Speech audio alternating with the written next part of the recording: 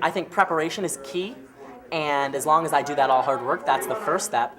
But in terms of actually preparing for the magnitude of leadership that is required of 2,400 people, I think that's more about just is mindset, is making sure that you're ready to understand that there are 2,400 people who are looking for you to deliver. And that to every single one of them, what delivering means is different. Whether that delivery is just a great speech, if it's meeting in a great place like the governor's office, if it's having a great debate, all these things, from things that I have a lot of control over to things that I have no control over and everything in between. And so when it comes to preparation, I think it's more important to focus on just appreciation for the situation, appreciation for the moment, and appreciation for the service that is required and that is asked, and that you promise when you run for something. And I think that's the best type of preparation there is. Would political party identification in youth and government help or hurt this program? I think it depends how it's done. You know, as is a lot of things, it's all about the how. I think it's not black and white that it would or would not help or hurt. It can be, I think, very helpful. If it were that the political parties were not political parties that already exist, if they were created based on a platform of ideals that were set up by, youth delegates themselves, who then went out to the program and sold that platform and asked people to join them on their platform and join the so-and-so party, then I think that could be really helpful because it would be a lot of like-minded people, and the more like-minded people working together, the higher the level of debate, the more prepared everyone will be, and the more communities we create, and I'm always about communities. So I think if it was done that way, I think if it was just, Republican, Democrat, I think there's too much bad blood there. I think very much there's a lot to be said about the fact that we get to come here and discuss things without that influence, and just throwing on those labels, I don't think that would be very helpful for us, no. I know as a leader myself, our confidence can be mistaken for arrogance. Tell me how you draw the line between confidence and arrogance. That's an excellent question. I think that the first thing to do is remember that there is oftentimes a gap between what we intend and what is perceived. Someone may not intend something some way and it'll be perceived that way anyway. And so being very intuitive and reading people and knowing your audience, whether your audience is just a one-on-one or if it's 2,400 people, and getting a feel for how you're being received and knowing how you need to adjust to the situation, to the people. Everybody's different. If we're talking about perception, then we're talking about a unique entity because everyone's perception will be different, and it's harder when you're talking to 2,400 people to read 2,400 people than it is just to read one-on-one. And I think that's a skill that a leader needs to have, is reading people. And so I think the best way to avoid that or any other misconception about how you intend to come off is to be able to kind of gauge how it is you're being received. Now correct me if I'm wrong, but this is your 6th year in YMCA model legislation. You have been to 10 Camp Roberts, Sacramento 3 times, and have been influential to the program in several ways. What do you think made you successful and stand out from the other delegates? I think right away it's will. A lot of people get really excited to be here, and a lot of those people are just really excited to get involved with anything they're a part of. That's why they're in youth and government. But it does take a certain amount of willpower to just want to participate in all those things. I mean, the first step to go to the Conference on National Affairs is applying. The first step to go to be a member of the program committee or the board of directors, we have 3 youth members on the board of directors. We have the youth governor, and we have 2 other not random, but they have no particular job that got them the board of directors seat. They just interviewed with the current governor. I'll interview with people who are recommended to me by advisors, and it's taking that interest level.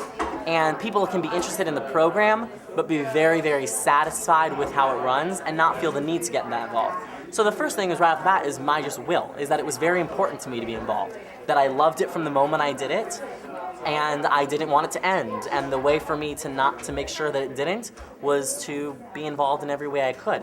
And it's more than just loving the program. We call it the program, and it's almost like this beast, which it is. It's like a machine. Yeah. And we love it. But I think specifically it's important to remember what makes up the program. I love the people.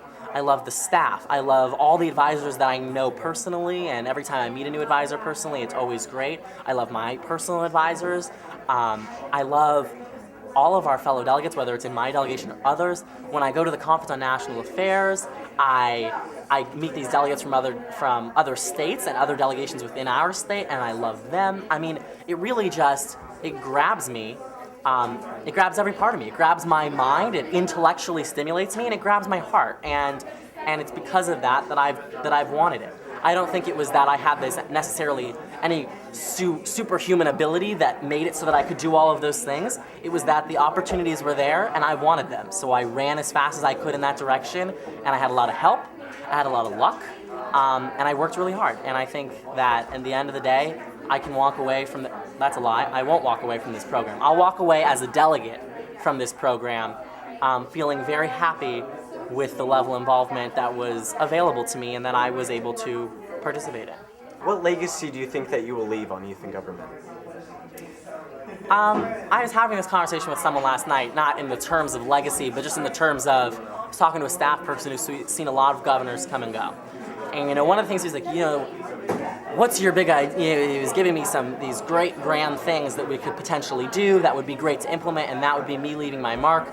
And one of the things that we talked about was that it's important, I think, not to do something grand and big just for bigness sake.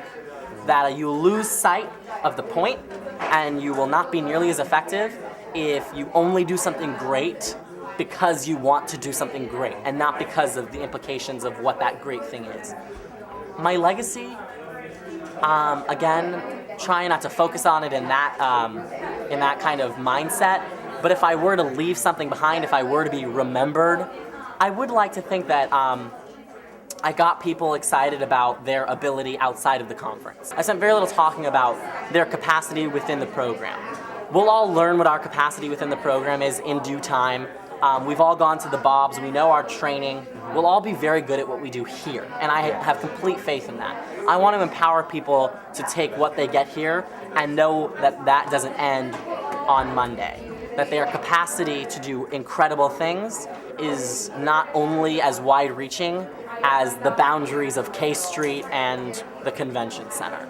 So hopefully, in whatever context that comes and however it translates to the individual, that's what I would like to think that at the end of the day, people can reflect upon when the 61st year is gone.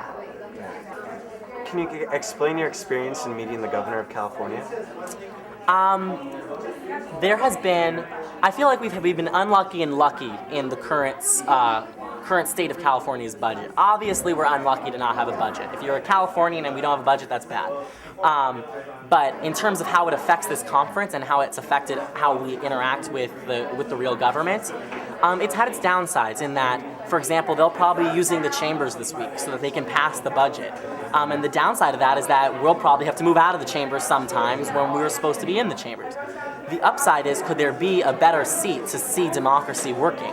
I mean, these are floor seats to the best basketball game in the world. I mean, this is watching it happen and being right here. And you walk the halls and there's the Speaker of the Assembly. And I don't just mean Benji Kim, I mean Karen Bass, So there is a tremendous, and I bring that up with regards to me meeting Governor Schwarzenegger because it's very much the same. It was extremely difficult this year to set up a schedule with him, even more so than it is usually, because they don't want to commit to anything. And it's not because they don't like us, it's not because they don't think we're worth their time, it's because at any minute something important could happen on the budget. I'm very much a conservative when it comes to government. I believe highly in a free market, in a free society, a very minimal government. And I think the one flaw in that principle of government is that we could say that, oh, well, it's up to individuals to be successful, that the government shouldn't help them. And I do believe that's true. I mean, I do believe that it is up to individuals to be successful and that the government should be minimal in helping, because if we help someone, we have to take from somebody else. And we should be limited in who we choose to aid. But the one flaw in that is making sure that we're preparing them. If we give children the absolute best education that is humanly available to them, then we can feel overwhelmingly confident in letting them go once they turn 18.